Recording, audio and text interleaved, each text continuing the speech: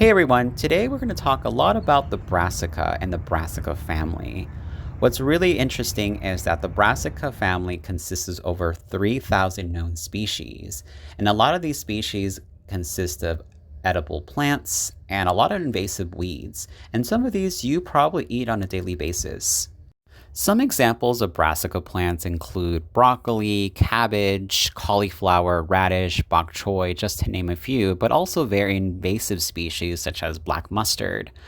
What makes this plant very unique is that there are not any known toxic varieties of brassica plants, and a lot of them are in fact edible in some way or some form.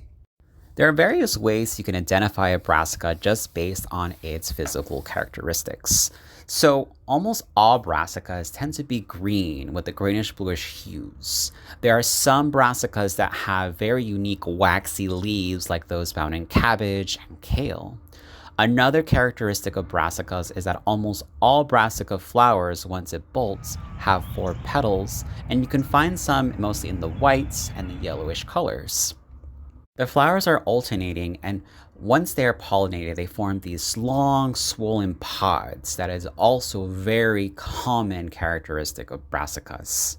Seeds are almost perfectly round, being in more in the blackish, brownish hues and colors. But one of the most unique and very well-known characteristics, especially if you're seeding, is the cotyledon. The cotyledon for all brassicas have a heart-shaped leaf. And when you're seeding, when you're looking in the field, if you are to see this new sprout with the cotyledon, you know very well that you're looking at a plant from the brassica family.